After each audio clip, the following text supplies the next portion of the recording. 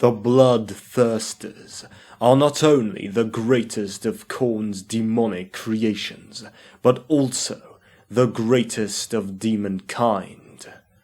Virtual gods of war, they stride the battlefield, their axes meting out death and ruination with even the least of strikes.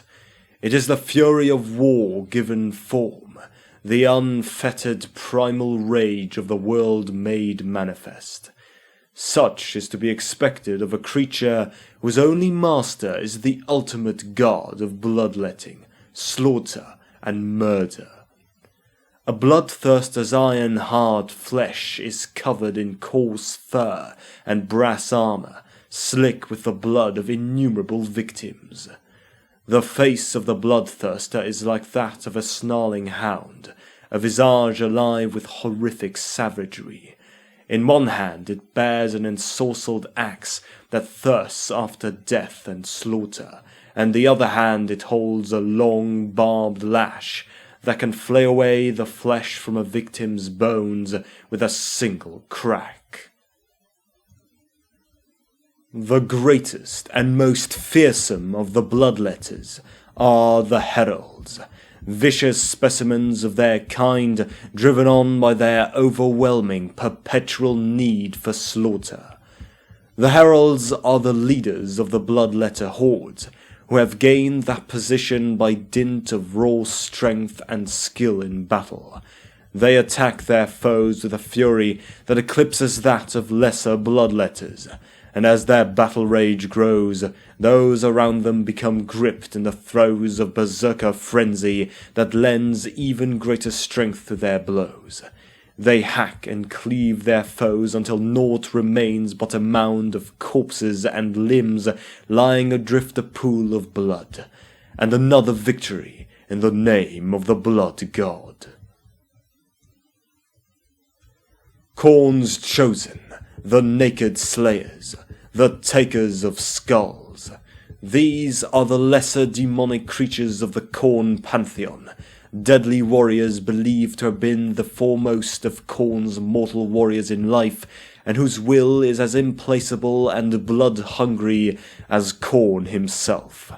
Sharp, needle-like teeth stud the demon's slavering jaws, and rippling muscles lay barely concealed under its scaly red hide, knotted sinews that give the demon enough strength in its jet-black claws to rend apart even the strongest armor.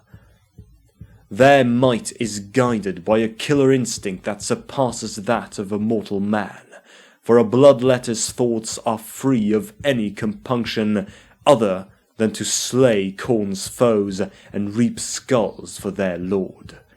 Each bloodletter bears a jagged steel blade known as Hellblade, eternally wreathed in fire and said to be able to feed on the souls of mortals. The Flesh-Hounds are rapacious wolf-like demons, with heavily jawed heads both vaguely reptilian as well as savagely lupine. Their razor-sharp teeth and sword-like claws can tear apart both armor and flesh with ease. They are highly capable hunting beasts, able to track prey to impossible levels. The hide of a flesh-hound is tough and ruddy, with rows of iron plates run into their flesh by iron rivulets in the shape of KHORNE's rune.